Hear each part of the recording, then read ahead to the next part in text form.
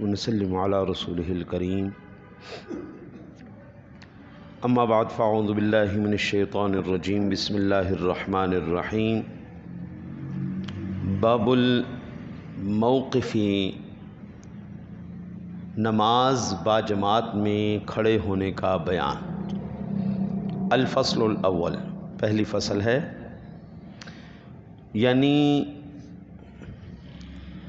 اس باب میں اس بات کا بیان کیا جائے گا احادیث مبارکہ سے کہ امام اور مقتدی کہاں کھڑے ہوں، امام اور مقتدی کہاں کھڑے ہوں، اور پھر وہ انشاءاللہ تعالی العزیز آہستہ آہستہ احادیث مبارکہ سامنے آتی جائیں گی اور ہمارے سامنے یہ بات کھلتی چلی جائے گی۔ عن عبداللہ بن عباس قال بت فی بیت خالتی میمونۃ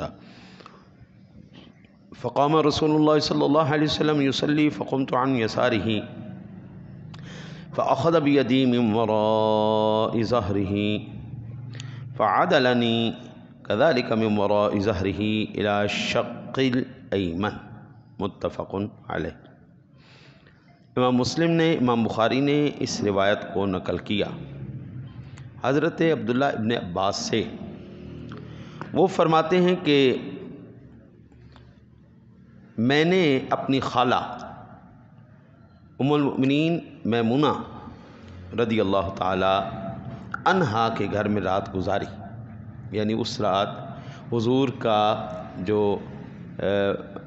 حضور کی باری جو تھی وہ حضرت میمونہ رضی اللہ تعالی عنہا کے گھر میں تھی، اور وہ ان کی خالہ لگتی تھی۔ وہ کہتے ہیں میں نے وہاں پہ رات گزاری تو رسول اللہ صلی اللہ علیہ وسلم نماز کے لیے اٹھے، میں آپ کی بائیں کھڑا ہو گیا تو حضور صلی اللہ علیہ وسلم نے اپنے پیٹھ کے پیچھے سے میرا ہاتھ پکڑ کر مجھے اسی طرح پیٹھ کے پیچھے سے دائیں طرف گھمایا۔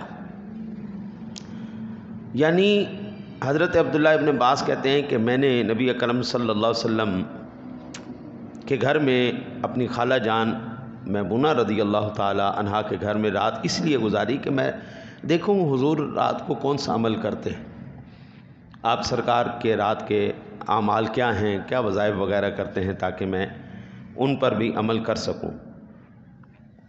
اب وہ کہتے ہیں کہ اسی وجہ سے میں ساری رات سویا ہی نہیں، ہاں جی، جاگتا رہا کہ حضور ساری رات کیا عمل فرماتے ہیں۔ کسی شاعر نے کیا خوب کہا تھا کہ ریاضت نام سے تیری گلی میں آنے جانے کا، ریاضت نام ہے تیری گلی میں آنے جانے کا، تصور میں تیرے رہنا عبادت اس کو کہتے ہیں۔ کہتے ہیں جی میں نے دیکھا کہ حضور نبی اکرم صلی اللہ علیہ وسلم تہجد کے وقت اٹھے، اور جیسے دیگر روایات میں اس بات کو بڑی واضح طور پر بیان کیا گیا، وہ کہتے ہیں کہ تہجد کی نماز کے لیے حضور اٹھے تو میں بھی حضور کے پیچھے کھڑا ہو گیا، لیکن کھڑا ہوا بائیں جانب، تو حضور نبی اکرم صلی اللہ علیہ وسلم نے پیچھے سے ہی ہاتھ پکڑ کے اپنے پیچھے سے ہی مجھے دائیں جانب کر لیا۔ یعنی امام کے پیچھے اگر ایک مقتدی ہو تو وہ پھر کیا ہوگا، وہ امام کی دائیں جانب کھڑا ہوگا، ٹھیک ہے جی۔ اور یہ پچھلے باب میں تفصیل سے عرض کر چکا ہوں، ایک ہو، دو ہو، تین ہو تو پھر کیا صورتحال ہو۔ اب اس حدیث پاک سے ہمیں چند مسائل ملے۔ نمبر 1، نماز کون سی تھی؟ تہجد کی۔ جب حضرت ابن عباس تشریف لائے، حضور کیا ہو گئے؟ امام ہو گئے، اور وہ ہو گئے مقتدی۔ امام اور مقتدی کون سی نماز میں ہوتے ہیں؟ جماعت میں۔ یعنی نماز تہجد کی نماز کی جماعت کروانا یہ رسول اللہ صلی اللہ علیہ وسلم سے ثابت ہے۔ حضور، ظاہری بات ہے، حضور امام بنے، وہ مقتدی بنے تو جماعت ہوگی نا۔ تو جب جماعت ہوئی، حضور سرور دو عالم صلی اللہ علیہ وسلم نے خود کروائی، تو یہاں سے نفلی جماعت کا جواز ثابت ہو گیا۔ اب اس کے لیے نہ تکبیر کہی گئی، نہ اذان کہی گئی، نہ اعلان کیا گیا۔ تو اب یہ اگر شرائط پائی جائیں، تہجد کے وقت سارے اکٹھے ہو جائیں، ہاں جی، اذان بھی نہ کہی جائے، تکبیر نہ کہی جائے، اور آ کے وہ جماعت کروا دیں، تو اس میں کوئی حرج والی بات نہیں ہے۔ دوسرا یہ کہ اکیلا مقتدی امام کے برابر دائیں طرف کھڑا ہوگا۔ تیسرا، یہ عمل قلیل ضرورتاً نماز میں جائز ہے، یعنی اگر تھوڑا 1-2 قدم چلنے پڑے نماز کے اندر، ادھر سے ادھر ہونا، آگے سے پیچھے ہونا، یہ 2 قدم میں بندہ کر لیتا ہے، تو اگر یہ چیز اتنے میں ہو جائے تو یہ جائز ہے، اس سے نماز نہیں ٹوٹے گی۔ یہیں سے میرے ایک ذہن میں مسئلہ بھی آ رہا ہے کہ نماز میں اگر فون کی بیل بجے نا تو اس کو بجنے نہ دیا کریں، آپ جیب میں ہاتھ ڈال کے بند کر سکتے ہیں، اوپر سے کر سکیں اوپر سے کر لو، نہیں تو اس کو نکال کے بند کر کے واپس جیب میں ڈال لو۔ تو بجائے اس کے کہ مسجد کے اندر میوزک چلے اور گانا چلے، اس سے بہتر ہے کہ آپ، کیونکہ ضرورتاً عمل قلیل جائز ہے۔ پھر نبی اکرم صلی اللہ علیہ وسلم نے نماز ہی میں آپ کو ہاتھ سے پکڑ کر گھمایا، اور آپ نماز ہی میں 1-2 قدم چل کر بائیں طرف سے دائیں طرف گئے۔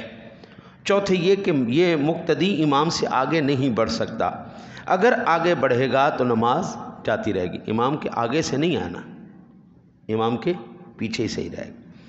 حضور نبی اکرم صلی اللہ علیہ وسلم نے آپ کو آگے سے نہیں گھمایا، حضور نے پیچھے سے گھمایا ہے، تو اس لیے اگر امام کے پیچھے اگر رہے گا مقتدی تو نماز اس کی برقرار رہے گی، آگے نکل گیا تو بات ختم ہو گئی، نماز ہی ختم ہو گئی۔ پھر پانچویں یہ کہ اگر کوئی بندہ اپنی نیت کر کے کھڑا ہو، پیچھے پھر نمازی مل جائیں تو جماعت کے لیے وہ امامت کروا سکتا ہے، جیسے حضور نبی اکرم صلی اللہ علیہ وسلم کے عمل سے یہ بات ثابت ہے کہ حضور نبی اکرم صلی اللہ علیہ وسلم نے بوقت تکبیر تو خود ہی اپنی نیت فرمائی تھی، لیکن بعد میں ابن عباس آ گئے تو حضور نے ان کو پیچھے امامت مقتدی بنا لیا۔ تو اللہ سے دعا ہے اللہ تعالیٰ آپ کو مجھے یہ مسائل نماز کے سمجھ کر ان پر عمل کی توفیق نصیب فرمائے۔